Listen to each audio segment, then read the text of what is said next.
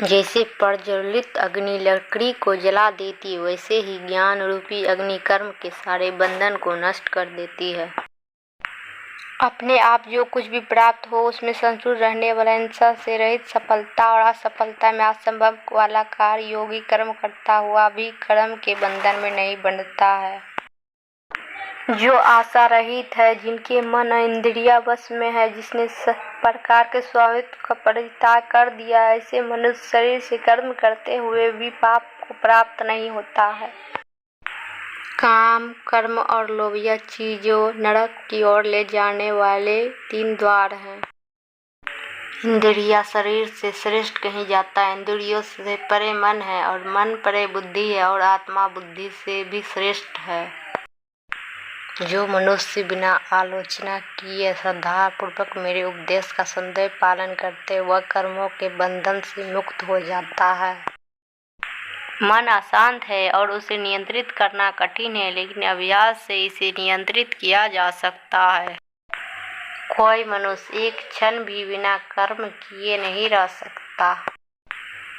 जैसे पानी में तैरती नाव को तूफान उसे अपने लक्ष्य से दूर ले जाता है, वैसे इंद्रिया सुख मनुष्य को गलत रास्ते की ओर ले जाता है। जो कुछ भी तू करता है उसे भगवान का अपहरण करता चल, ऐसे करने से सदा जीवन मुक्ति का आनंद अनुभव होगा। केवल मन ही किसी का मित्र और शत्रु होता है। मनुष्य अपने विश्वास से बनता है, जैसे वो विश्वास करता है वैसा बन जाता है। श्री कृष्ण। परिवर्तन इस दुनिया का नियम है। कल जो किसी और का था आज वो तुम्हारा एवं कल वो किसी और का होगा। श्री कृष्ण।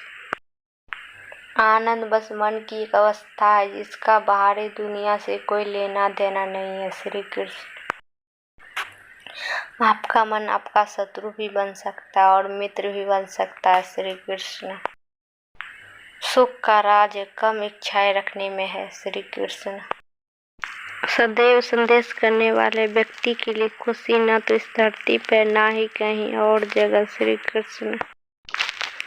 अपना पराया, ऊंच नीच, मेरा तुम्हारा, ये सब अपने मन से हटा दो और फिर देखो यह सब तुम्हारा है और तुम सबके हो। श्री कृष्ण। मन चंचल होता है और इसे नियंत्रित करना कठिन है, लेकिन निरंतर अभ्यास से इसे वश में किया जा सकता है। श्री कृष्ण। आप अपना लक्ष्य पाने में असफलता हो जाते हो तो अपनी राजनीति बदले, लक्ष्य नहीं। श्री कृष्ण। नरक के 4 द्वार है, क्रोध, मोह, लोभ और अहंकार। श्री कृष्ण। जो कार्य में निष्क्रियता और निष्क्रियता में कार्य दिखाता है वह एक बुद्धिमान व्यक्ति है। यदि कोई बड़े से बड़ा दुराचारी भी अन्य भक्ति भाव से मुझे भजता है तो उसे भी साधु ही मानना चाहिए और वह शीघ्र ही धर्ममत्ता हो जाता है तथा परम शांति को प्राप्त होता है।